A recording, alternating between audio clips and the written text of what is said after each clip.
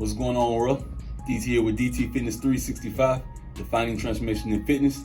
Here bringing you another defining moment, redefining common myths and practices that may or may not be assisting you in moving that needle forward or retracting a little bit further away from, reaching those goals and aspirations we all wish to achieve in this health and wellness industry along our journeys in this, fitness world. So today we're looking at the topic of eat less, exercise more. Eat less, exercise more, meaning in order for me to lose weight, in order for me to obtain the physique that I'm trying to achieve, in order for me to, decrease my body fat, in order for me to reduce my overall size, I must push that fork away, push the plate away, deprive myself, starve myself, and then go on the back end and overexert myself and push out more than I'm used to or more than I'm actually capable of, in the current state that I'm in. False. So the way we brought up, regardless of culture, nationality, height, weight, whatever. The world would have us think, society would have us think that in order for me to lose weight, I must go over and beyond, and then I must do it by lacking or taking in less than. So that's completely false. If you're familiar with what metabolism is, which most people commonly aren't, we think that metabolism is something that just, as I grow older, as I reach 25, 30, 40, 50, whatever age you have in your mind, we think just the older I get, then my metabolism slows down. Wrong. The older we get, the more lazy we get, one, or the more sedentary we get because, we work in a desk job, or we're doing a lot more driving now. We're sitting at, whatever it may be, whatever our occupation, whatever our day-to-day consists of.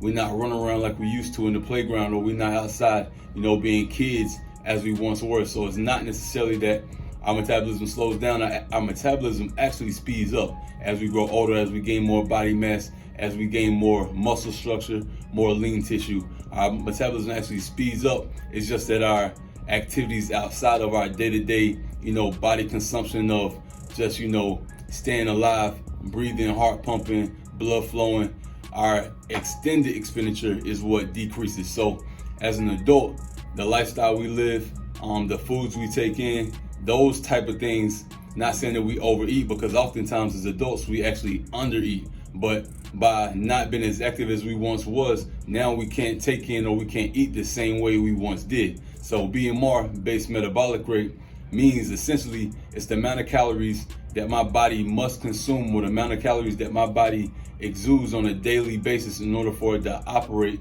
functionally at its highest efficiency.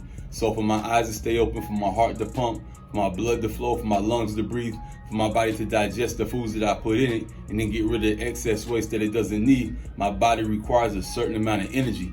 But if I'm only depriving myself and I'm not putting in, then my body is gonna sabotage itself, or it's going to negate, some function somewhere. Obviously, my eyes are going to stay open, my heart is going to continue to pump, my lungs are going to breathe subconsciously. So what we sabotage is the digestion. So instead of my body having enough energy to digest and break down the excess foods, the excess waste, the excess body fat that it doesn't need, it stores and it holds on to, because one, we go into that self-preservation mode of lacking and not knowing when the next time we will receive or digest or input may be. So what our body does is hold on to everything that we give it, everything it receives, and it puts out little to nothing, because they're having to break down the nutrient dense, or the cells, the muscles, the fibers that we already have within, in order to just get the minimum amount that it can as is to sustain of what we need essentially on a day-to-day basis, or a consistent basis, from being in the state that we're currently putting ourselves in, that state of deprivation, the state of, lack, the state of